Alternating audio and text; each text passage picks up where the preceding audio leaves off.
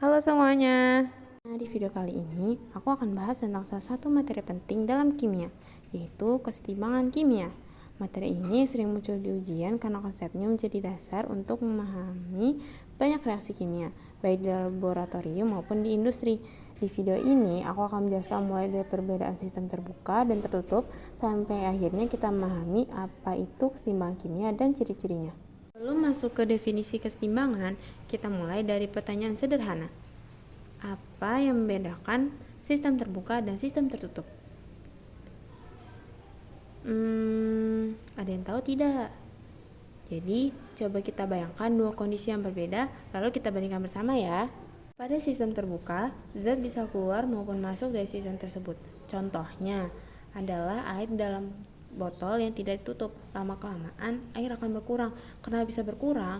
Karena air menguap dan uapnya keluar ke lingkungan sekitar. Artinya, terjadi perpindahan zat dari dalam sistem ke luar sistem. Jadi, ciri utama sistem terbuka adalah adanya pertukaran zat dengan lingkungan. Pada sistem tertutup, zat tidak bisa keluar maupun masuk. Contohnya adalah air di dalam botol yang tutup rapat. Air tetap bisa menguap, tetapi uap air tersebut tidak bisa keluar dari botol. Ketika jumlah uap sudah cukup banyak, uap tersebut akan mengembun kembali menjadi air. Di sini terjadi dua proses secara bersamaan, yaitu penguapan dan pengembunan. Dan proses itu terjadi terus-menerus di dalam sistem yang sama. Fenomena pada sistem tertutup tadi sebenarnya berkaitan dengan konsep kesetimbangan. Ketika penguapan dan pengembunan terjadi dengan kecepatan yang sama, jumlah air dan uap air menjadi tetap. Walaupun prosesnya tetap berlangsung, jumlah zatnya tidak berubah. Inilah gambaran sederhana dari kesetimbangan kimia. Kesetimbangan kimia adalah keadaan ketika laju reaksi ke arah produk sama dengan laju reaksi ke arah reaktan. Artinya, reaktan berubah menjadi produk dan pada saat yang sama, produk juga berubah kembali menjadi reaktan dan kecepatan yang sama.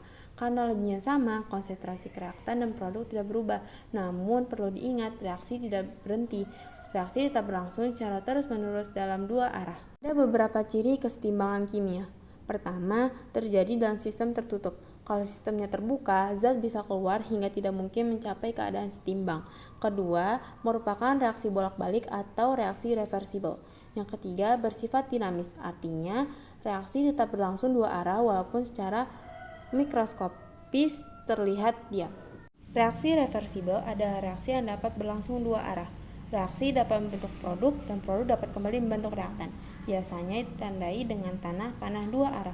Reaksi inilah yang memungkinkan terjadinya kesetimbangan kimia. Sebagai kesimpulan, kesetimbangan kimia terjadi pada sistem tertutup, bersifat dinamis, dan melibatkan reaksi bolak-balik dengan laju yang sama kedua arah. Memahami konsep ini sangat penting karena menjadi dasar untuk materi lanjutan seperti tetapan kesetimbangan dan pergeseran kesetimbangan. Terima kasih sudah menyimak penjelasan ini sampai selesai. Semoga bermanfaat dan membantu dalam memahami materi kesetimbangan kimia. Dadah!